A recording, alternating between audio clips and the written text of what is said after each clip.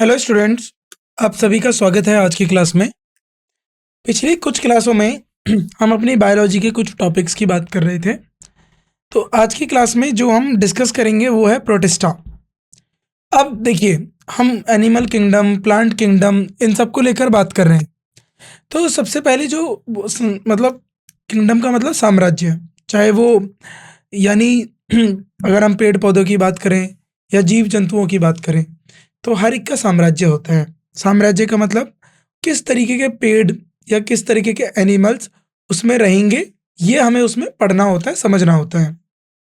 अगर हम बात करें प्रोटेस्टा की, तो प्रोटेस्टा क्या है पहले हमें ये समझना होगा। फिर प्रोटेस्टा के अंदर क्या क्या आते हैं उनको समझना होगा। फिर हर एक के विशेष बातों को समझेंगे। देखिए, अगर हम बात करें प्रोटिस्टा की, तो प्रोटिस्टा साम्राज्य में विविध प्रकार के इको कोशीय, एक कोशीय यानी एक कोशीय यूनिसेलुलर ऐसे प्राणी या ऐसे जीव जिनका एक ही सेल होता है, यानी एक से ज्यादा सेल नहीं होते। एक कोशीय यूकरियोटिक सूक्ष्म जीव शामिल होते हैं। तो सबसे पहली बात, प्रोटिस्टा में कौन आता है ये आपको नोट करना है। देखिए, बायोलॉजी बहुत ज़रूरी होती है, जीव विज्ञान बहुत ज़रूरी होती है। अगर आपको सामान्य विज्ञान का जो पेपर है उसमें अच्छा अंक हासिल करने हैं, क्योंकि देखिए केमिस्ट्री और फिजिक्स तो आप समझ लेंगे, बायोलॉजी में समझने के साथ साथ आपको चीज़ें याद भी करनी होंगी। तो मैं बात करता हूँ प्रोटेस्टा की। अब प्रोटेस्टा में क्या है, मतलब कौन आ रहा है? यूनी सेलुलर यूकोरियोटिक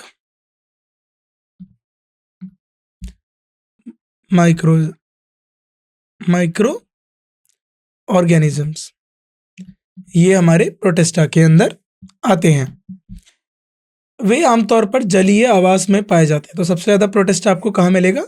जलीय आवास में। पौधों, जानवर और कवकों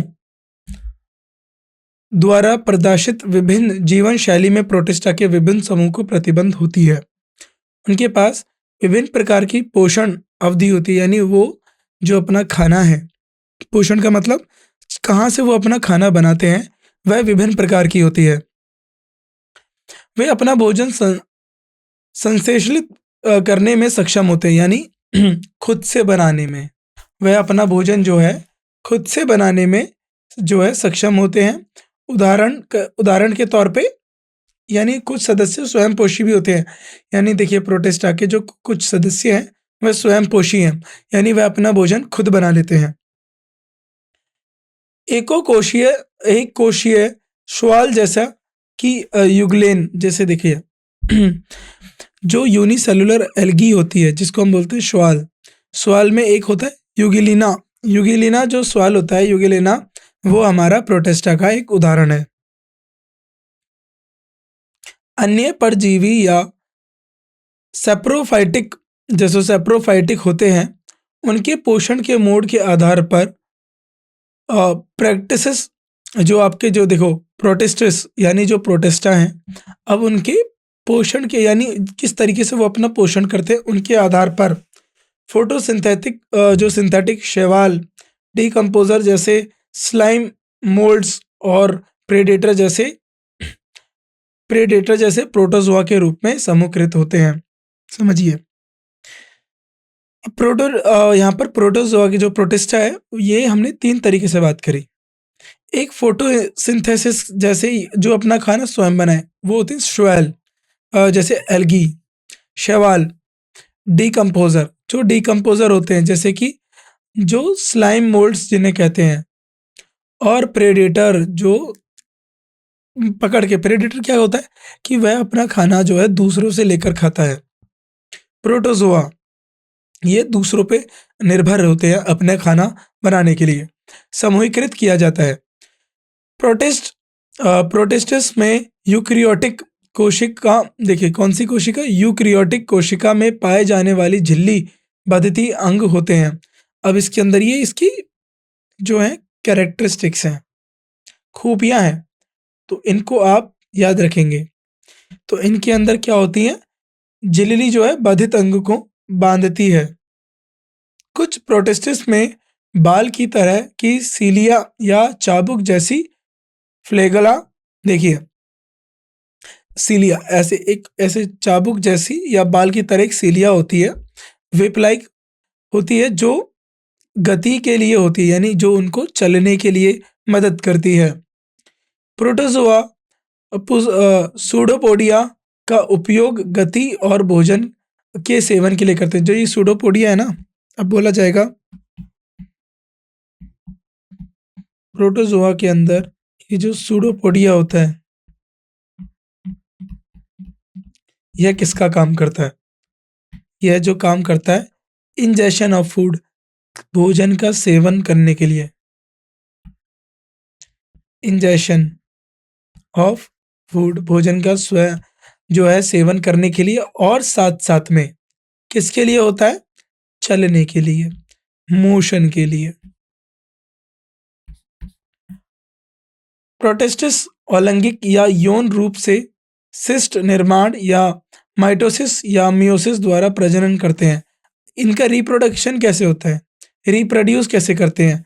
ये असेक्सुअली और सेक्सुअली जो होगा, यानी अलैंगिक या यौनिक रूप से जो ये सिस्ट किस तरीके से करेंगे? मिस्टोसिस और मियोसिस के द्वारा, मिस्टोसिस और मियोसिस के द्वारा ये प्रजनन करते हैं।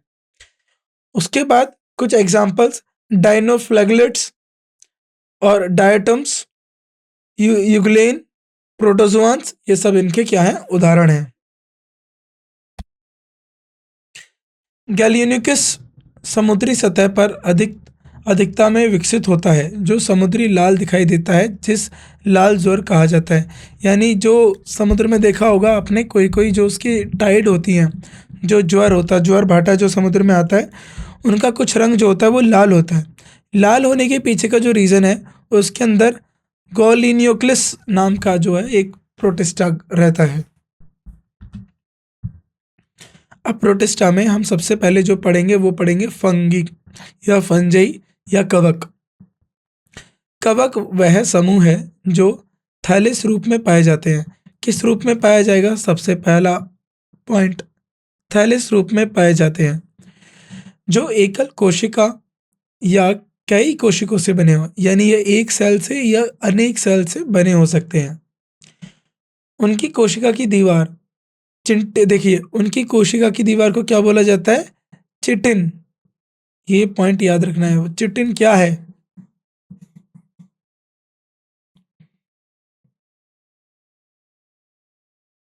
ये जो चिटिन है, इसको आपको याद रखना है, शब्द को क्या है। जो कवक है या जो फंगी है, उसकी कोशिका की दीवार को चिटिन या अर्ध सेलुलोज से बनी होती है। चिटिन से बनी है या अर्ध सेलुलोज यानी सेमी सेलुलोज की बनी होती है। इनकी कोशिकाओं में सच्चा नाभिक और झिल्ली से बंधे अंग होते हैं, यानी जो इनके अंदर न्यूक्लियस होता है ना, और जो बाकी के जो सेल के अंदर जो दूसरी चीज़ें होती हैं, ये जो झिल्ली है उससे बंधे रहेंगे, बट इनके अंदर क्लोरोफिल की कमी होती है।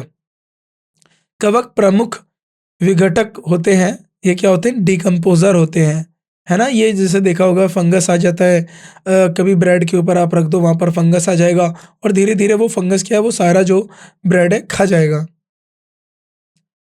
कवक प्रमुख विघटक होते हैं जो कार्बनिक और अकार्बनिक पदार्थों के पुनः चक्रण के लिए आवश्यक होते हैं। यानी किसके लिए होते हैं? रिसाइकलिंग, रिसाइकलिंग के लिए ज़रूरी होते हैं। वह अपने पोषण के मोड में, अब उनका पोषण का मोड क्या है? सेप्रोट्रॉफिक इनका पोषण का मोड है। तो पूछा जा सकता है फंगी का न्यूट्रिशियस मोड क्या है? क्या है? सेप्रोट्रॉफिक। वे मरे हुए पौधे और जानवरों और मल अवशेषों से पोषक तत्वों की ये है अवशोषित करते हैं। यानी जो मरे हुए पौधे हो गए, जो जानवर हो गए, जो एक्सक्रीटा या मल हो गया, मल के अवशेषों से, वहाँ से ये क्या करते हैं? अपने खुद को पोषक तत्वों से अवशोषित करते हैं। वे पाचक एंजाइम को मारे हुए हैं। देखिए दे रिलीज डाइजेस्टिव, वो उनके अंदर से क्या निकलता है, पाचक इंटेस्टाइन, वो पाचक जो एंजाइम को मरे हुए और सड़े रहे कार्बनिक पदार्थों में छोड़ते हैं और फिर उनमें मौजूद पोषक तत्वों को अवशोषित करते हैं। यानी जो डाइजेस्टिव एंजाइम है वो उसको डाल देंगे किसमें, जो आपके ऑर्गेनिक मैटर है या जो आपका डेड पदार्थ है ना, जो मरे हुए सड़ रहे कार्बनिक पदार्थ होते हैं, उनमें क्या करते हैं, ये अपने पाचक एंजाइम छोड़ देंगे, फिर वहां से ये अपने पोषक तत्वों की अवशोषित करते हैं। कुछ कवक पैरासिटिक होते हैं, यानी कुछ पैरासिटिक होते हैं। पैरासिटिक क्या होते हैं, और पौधों और जानवरों में गंभीर बीमारियां पैदा करते हैं। बिल्कुल, पैरासिटिक ये होता है जो अपने खाना दूसरों से प्राप्त करता है, जैसे कि अमरबेल। आपने देखा होगा पेड़ों पर एक पीले रंग की बेल होती है, वह बेल क्या करती है, अ, उन पेड़ों, जो पेड़ अपने लिए खाना बना रहा है, वह धीरे धीरे वह बेल उन पेड़ों से अपना खाना बनाने लगती है, यानी वह पेड़ से अपना खाना छीन रही है। ऐसे ही पैरासिट होते हैं, ये ह्यूमन बॉडी में, जानवर में, प्लांट में लग जाते हैं और वहाँ उनको बीमारी पैदा करते हैं। जैसे होगा रिंग वर्म। तो रिंग वर्म कैसा होता है मैं आपको बताता हूँ। ये मानसून के टाइम पे जब आता है ना, बारिश के समय पे ये बीमारी लग जाती है, ऐसे करके जो है लाल रंग के छत्ते से हो जाते हैं आपके, है ना, और उसमें बहुत ज़्यादा इचिंग होने लगती है। ये जो होता है ये फंगस होता है, ये आपकी बॉडी पे लग जाता है और फिर ये फैलता रहता है, इसीलिए इसको पैरासिटिक भी बोलते हैं। दाद एक त्वचा समकरण है जो कवक द्वारा होता है। स्मट का वकीय फसल रोग है, जैसे अब क्या, स्मट जो है एक फसल में रोग आ जाता है कवक के द्वारा, कवकीय फसल रोग है। कुछ कवक सहजीवी होते हैं, जो कवक क्या होते हैं, सहजीवी होते हैं। हालांकि कुछ कवक लाभकारी होते हैं, जैसे alcohol enzyme, vitamin, bread, antibiotic आदि उत्पादन में करते हैं। जैसे अल्कोहल हो गया, इसको भी हम किसके द्वारा, कवकों के द्वारा इसको प्राप्ति करते हैं। वहीं एंजाइम हो गए, एंजाइम किसके द्वारा प्राप्त किया जाता है, कवकों के द्वारा। विटामिन, ब्रेड, ब्रेड में देखा होगा आपने कवकों, एंटीबायोटिक हो गया, तो इन सब में ईस्ट की फॉर्मेशन की जाती है। कई उद्योग उपयोग होते हैं, ये कई उद्योगों में उपयोगी होते हैं। इनमें से कुछ सीधे भोजन के रूप में उपयोग किया जाता है, जैसे कि मशरूम। मशरूम एक फंगस है, लेकिन आप उसको खा जाते हो। कवक कई प्रकार के होते हैं। मोल्ड जो ब्रेड, फल आदि पर उगते हैं। उसके बाद मिल्ड्यूज, वे कवक होते हैं जो पौधों की बीमारियों के कारण बनते हैं। तो ये सब आपको याद रखना है। मोल्ड क्या है, माइल्ड्यू क्या है, ईस्ट और पेनिसिलियम भी कवक हैं। जो ईस्ट बनता है ना, आपका देखा होगा आपने, छोले भटूरे खाएं, उसमें थोड़ा सा जो है इनो डाल देते हैं आटे में, फिर उसके बाद उसको छोड़ देते हैं, उसमें ईस्ट बनता है। तो वो इसीलिए बनाया जाता है, उससे क्या होता है, खाना और अच्छा होता है। पेनिसिलियन, ये कवक काफ़ी ज़्यादा हमारा जो है उपयोगी है। कई कवक एक धागे की तरह की संरचना होते हैं, यानी वो सिर्फ थ्रेड लाइक स्ट्रक्चर इस तरीके से, जिसे हम क्या कहते हैं, हाइफा। और उसके और नेटवर्क को क्या बोलते हैं, नेटवर्क को बोलते हैं माइसीलियम। माइसीलियम कहा जाता है नेटवर्क को। कवक अलैंगिक और यौन रूप से प्रजनन करते हैं, यानी सेक्सुअल और असेक्सुअली क्या करते हैं, रिप्रोड्यूस करते हैं। ईस्ट मुख्य रूप से बेडिंग और विभाजन द्वारा अलैंगिक रूप से प्रजनन करता है। ईस्ट क्या करता है, बडिंग। ईस्ट में बडिंग होती है, जो असेक्सुअली रिप्रोडक्शन होता है, यानी अलैंगिक रूप से प्रजनन करते हैं। कुछ समय यह यौन रूप से प्रजनन करते हैं। मशरूम यौन प्रजनन बिसिडिया कहलाने वाली क्लब आकार की संरचनाओं पर स्पोर के निर्माण द्वारा होता है। तो मशरूम बता रहे, मशरूम कैसे बनता है। मशरूम में यौन प्रजनन होता है, जिसको हम कहते हैं बिसिडिया। और ये जो बिसिडिया कहलाने वाला क्लब आकार की संरचना होती है, जो ये वाली होती है, इस तरीके से जो मशरूम बनता है, पर स्पोर निर्माण द्वारा होता है। जो कवक जो गाय के गोबर पर उगते हैं, उन्हें देखिए, जो गाय के गोबर पे पड़ते हैं उनको बोलते हैं कॉप्रोफिलियस। कॉप्रोफिलियस, कॉप्रोफिलस बोला जाता है। सम इम्पोर्टेंट फंगी, जो कुछ महत्वपूर्ण जो हमारे कवक हैं वो क्या क्या हैं, जैसे कि खमीर। खमीर खाने में बहुत उपयोगी होता है, खाने में खमीर का उपयोग बहुत किया जाता है। खमीर एक कोशिकी फफूंदी के समूह होते हैं। इनमें कोई माइसीलियन संरचना नहीं होती। अधिकांश खमीर सेप्रोट्रोफिक होते हैं और चीनी युक्त पदार्थ जैसे कि पके फलों की सतह, गन्ना, फलों के रस में उगते हैं। और कुछ पैरासाइटिक होते हैं और पौधों और जानवरों में रोग पैदा करते हैं। यानी कुछ पौधे और जानवरों में रोग पैदा करेंगे, कुछ जो है जो गन्ना की फसलों में के रस में उगते हैं, चीनी को जैसे मिलने में मदद करते हैं।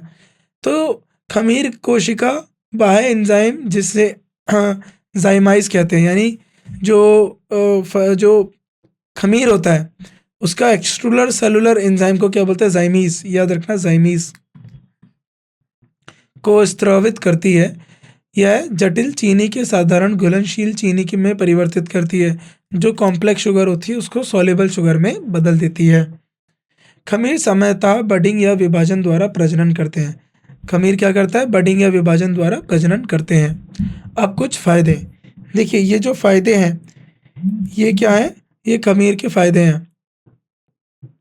ऑफिसर में सकरार विलयन के इथाइल अल्कोहल या कार्बन डाइऑक्साइड में किण्वन करने में संपत्ति होती है, यानी फर्मेंट करने में मदद करते हैं। यानी जैसे कि कोई शुगर हो गया, शुगर को फर्मेंट कर देंगे, है ना, जिसको बोलते हैं हम सड़ाते हैं। शुगर को सड़ा के वो क्या करते हैं, शुगर को सड़ा के जो है इथाइल अल्कोहल बनाया जाता है, जिससे शराब बनती है। इसलिए खमीर का उपयोग ब्रोइंग उद्योग में, जो हमारा ब्रोइंग उद्योग होता है, जैसे बिवरेजेस हो गया, जो शराब और इस तरीके की बियर वाइन का उत्पादन करते हैं, वहाँ पर ये सब उपयोगी किया जाता है।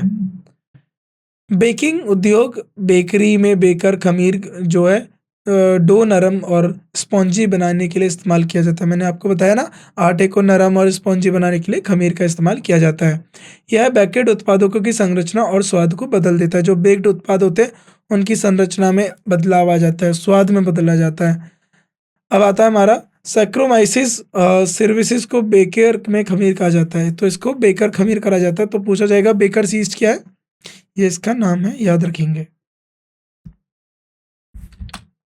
आगे बढ़ते हैं। उपचार के तौर पर कोको बीन्स के उपचार के लिए खमीर का उपचार किया जाता है। जैसे कोको बीन्स हो गया ना, कोको बीन्स जैसे कॉफ़ी के बीन्स होते हैं, इनके उपचार के लिए खमीर का इस्तेमाल किया जाता है। अन्य उत्पाद, खमीर का उपयोग ग्लिसरॉल फैटी एलम, जैसे कि ग्लिसरॉल फैटी एसिड्स हो गए, एसिटिक एलम यानी एसिटिक एसिड हो गया, और सैकेनिक सुसेनिक एलम प्राप्त करने के लिए किया जाता है। कुछ खमीर का उपयोग विटामिन बी प्राप्त करने के लिए भी किया जाता है, ये आपको पता होना चाहिए। प्रोटिस्टा के बारे में समझा, फंगई के बारे में समझा, इंपॉर्टेंस ऑफ फंगई के बारे में समझा, और इकोनॉमिक ग्रोथ के बारे में समझा, इंपॉर्टेंस क्या है फंगई की। अब आगे पढ़ते हैं और कोई उसके ईस्ट की, यहाँ पर हम ईस्ट की बात कर रहे हैं, खमीर की। अब खमीर के हानिकारक प्रभाव क्या है, खाद की खराबी। देखो, जो सेप्रोट्रोफिक हैं होने के नाते खमीर अक्सर विभिन्न खाद्य पदार्थों पर उगते हैं और वह खाद को खराब करते हैं, जिससे वह उपयोग के लिए उपयोगी हो जाता है। तो वो खाद जो है हमारे खाद यानी खाना, फूड पे उगते हैं और फूड से क्या कर देते हैं, खराब कर देते हैं। जैसे एक काम करना, आपको मैं एक बढ़िया एक्सपेरिमेंट बताता हूँ। ब्रेड लेना, ब्रेड को भिगो के रख देना, कुछ दिन बाद देखना उस पर वाइट वाइट कलर का, फिर ब्लूइश कलर का क्या होता है, फंगस लग जाता है, तो वह खाने को खराब करता है। पौधों की बीमारी, कुछ खमीर पौधों की बीमारियों का कारण बनते हैं। बहुत इंपॉर्टेंट टेबल, टमाटो में, मैं अगर आपको साफ नहीं दिख रहा है तो मैं बता रहा हूँ, डिजीज इन टमाटो, टमाटो में कौन सी बीमारी करते हैं, नीमाटो स्पोरा, स्पोरली, कॉप्रिस्की, ये टमाटर के अंदर बीमारी होती है। कॉटन में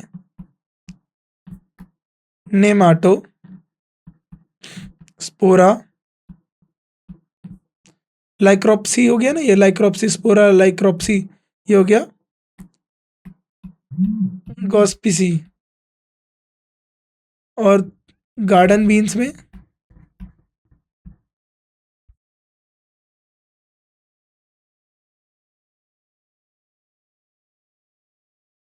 नीमाटो स्पोरा पिसियोली याद रखेंगे। डिजीज इन ह्यूमन, तो ह्यूमन के अंदर कौन सी डिजीज होती है? लेसियन और रेस्पिरेटरी ऑर्गन, यानी जो हमारी रेस्पिरेटरी ऑर्गन होती है उसमें देखिए मैं बता देता हूँ, लिसॉन ऑफ, जो हमारी श्वासन की जो प्रणाली होती है उसमें,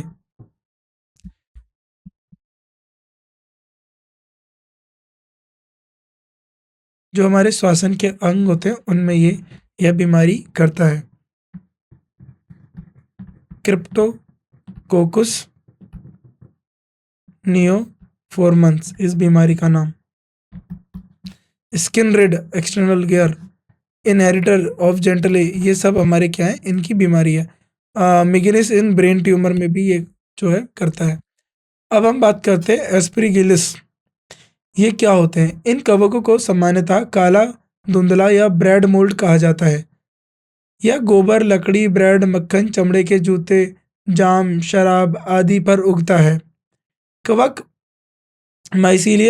माइसीलियल होता है जिसमें शाखित सपेटेड हाइफे होते हैं, यानी इसमें क्या होगा, कौन क्या क्या होता है इसके अंदर, इस ग्रुप के अंदर जो है माइसीलियल, जो इस ग्रुप में है इसमें कवक दिस इज अ माइसीलियल, ये होता है फंगस, और इसके अंदर क्या क्या होता है, शाखित सपेटेड हाइफेट जो है, ये इसके एग्जाम्पल हाइफे। यह अलैंगिक रूप से कॉनिडिया का निर्माण द्वारा प्रजनन करता है, तो ये क्या करेगा, असेक्सुअली रिप्रोडक्शन करेगा, तो क्या बनाएगा, कॉनिडिया बनाएगा, ये याद रखेंगे। इसका महत्व, इंपॉर्टेंस क्या है, इसका इंपॉर्टेंस जो होता है, एस्पिरिगिलियस ओरिजा शराबी पेय के तैयार उपयोग होता है, यानी अगर आप अल्कोहलिक जो शराबी, यानी कहने का मतलब ये है कि जो अल्कोहलिक या पीने के लिए जो शराब जिसमें होगा, अल्कोहल जिसमें होगा, उसके जैसा कुछ अगर आप ड्रिंक बना रहे हो, पीने का कुछ बना रहे हो, तो उसमें एस्परगिलियस ओरिजे होगा। कुछ प्रजातियां एंटीबायोटिक, विटामिन, एंजाइम और पनीर की तैयारी के उत्पादन के उपयोगी होता है। हानिकारक प्रभाव क्या है इसके? खाद की क्षति के साथ यह सेब, अनार, अंजीर और तंबाकू के सड़ने का कारण बनता है। कुछ प्रजातियां पैरासाइट होती हैं और बीमारी का कारण बनती हैं, जैसे कि एस्परोगिलियस, इसका पूरा का नाम है एस्परगिलियस फ्यूमिगेटस, द्वारा फेफड़ों और नाक कान में जो है संक्रमण हो जाता है। सूखे फलों और चीज़ों पे, अब ये जो एस्पोरीफिगिलियस फ्लाविस, ये देखिए, ये तो सबका नाम एस्परगिलस, सबका नाम सही है एस्परगिलस, यहाँ पर क्या हो जाएगा, फ्लेवस द्वारा संक्रमित होते हैं। कवक एफ्टोलिक्सिन, ये हो जाएगा हमारा एफ्लोटॉक्सिन्स उत्पन्न करता है जो कैंसर जनक होते हैं और मनुष्य में कैंसर का कारण बनाते हैं। तो इतने खतरनाक बीमारियां जो हैं हमें जो है कौन देता है, एस्परगिलस। अब आता है हमारा पेनिसिलियन। इस समूह को हरा संकरण भी कहा जाता है। इस समूह को हरा संस्करण भी कहा जाता है। अधिकांश प्रजातियां सड़ी हुई सब्जी, फल, मांस आदि पर विकसित होती है। कुछ प्रजातियां परजीवी होती हैं जो रोग का कारण बनती है, जैसे पेनिसिलियन, जो दूसरी जो बीमारी है क्राइसोजीनम जो होता है, क्रूसोजीनम, या उपयोगी एंटीबायोटिक पेनिसिलिन उत्पादन में किया जाता है, तो यानी इसको हम जो एंटीबायोटिक पेनिसिलिन भी बनता है। पहले ये दवा पेनिसिलियम नोटाटम द्वारा प्राप्त की जाती थी, अब ये किसके द्वारा हो रही है, क्राइसोजीनम के द्वारा हो रही है। पेनिसिलियम कैम्ब्रिट जो होता है, कैम्बर्टी जो होता है, पेनिसिलियन जो कैम्ब्रिटी हाइड्रोलाइसिस जो है मक्खन और वास का केसिन हाइड्रोलाइज करता है ना। हाइड्रोलाइज क्या करेगा, बटर को और फैट को, जो पनीर का स्वाद देते हैं। उसके बाद आता है न्यूरोस्पोरा, इन्हें गुलाबी ब्रेड मोल्ड के नाम से जाना जाता है। यह फंगस अधिकांशतः ये क्या होते हैं, ये भी हमारा सेप्रोट्रोफिक होती हैं। न्यूरोस्पोरा की कई प्रजातियों का उपयोग आनुवंशिकी अध्ययन के लिए सुविधाजनक रूप में किया जाता है। तो ये किस लिए यूज़ किया जाता है, ये जेनेटिक्स को पढ़ने के लिए यूज़ किया जाता है। किसके लिए, जेनेटिक्स को पढ़ने के लिए उपयोग में लिया जाता है। मशरूम, मशरूम सबसे ज़्यादा आप खाते हैं। अब मशरूम जो है बेसिडोमाइसाइट्स का समूह एक खाद्य फफूंद मशरूम को शामिल करता है जो अगारिकस कहा जाता है। इसे खुले मैदान में मरे हुए और सड़ रहे पदार्थ जैसे लकड़ी का लॉग हो गया, मुन्नार के ढेर हो गए अ, आदि पर उगने का कारण फील्ड मशरूम भी कहा जाता है। अगेरिकस की कुछ प्रजातियां विकसित भी होती हैं। फफूंद की माइसीलियम, अब देखिए एक प्रजाति के बारे में बोल रही है। माइसीलियम जो है सबस्ट्रेटम से जुड़ी रहती है। ये जो आपका सबस्ट्रेटम के ऊपरी छतरी का आकार जो है फलदारी शरीर बाहर दिखाई देता है। ये इसकी बात कर रहे हैं, मशरूम की छतरी की बात कर रहे हैं।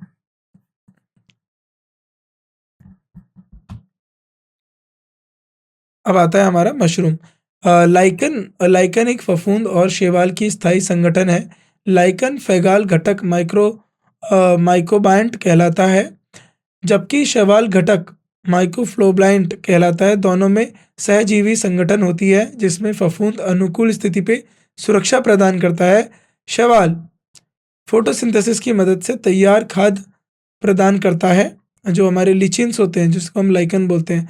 यदि शैवाल घटक साइनोबैक्टीरिया, नीले हरे शैवाल, साइनोबैक्टीरिया क्या होता है, ब्लू ग्रीन अलगी को हम साइनोबैक्टीरिया कहते हैं। यह क्या करता है, देखिए साइनोबैक्टीरिया सबसे इंपॉर्टेंट लाइन, जो नाइट्रोजन है उसको ठीक करता है, फिक्स करता है एटमॉस्फेरिक नाइट्रोजन को। कौन, ब्लू ग्रीन जो है शैवाल।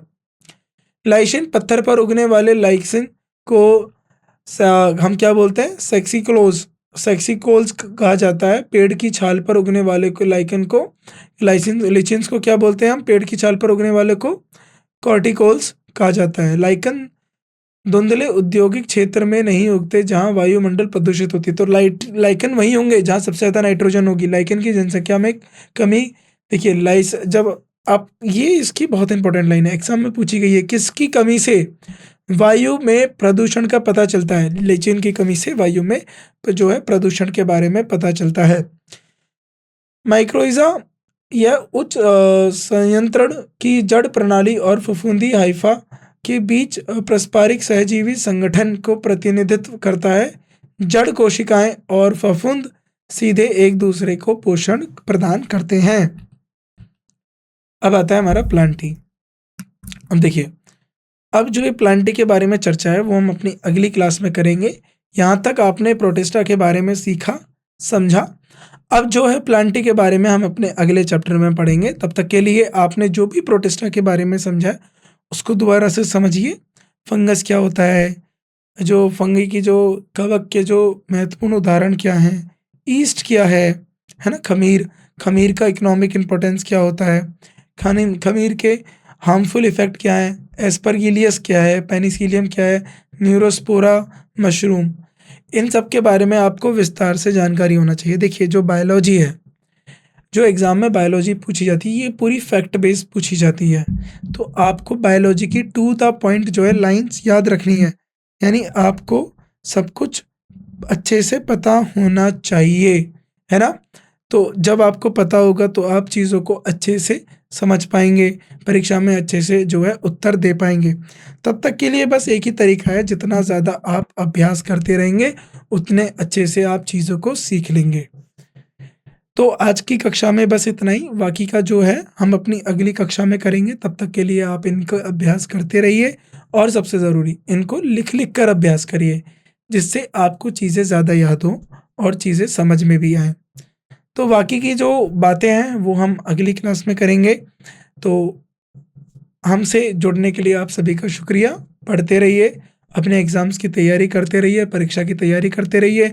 जो भी सवाल नहीं आते हैं उनको हमसे पूछिए और कोशिश करें ज़्यादा से ज़्यादा सवाल हल करें, ताकि जब आप एग्ज़ाम में बैठें, जब आप पेपर दें तो आपको कोई भी सवाल नया ना लगे, ना ही मुश्किल लगे, तो आप सारे सवाल सही समय पे बना पाएँ। तो आज की कक्षा में बस इतना ही। आप सभी का हमसे जुड़ने के लिए धन्यवाद।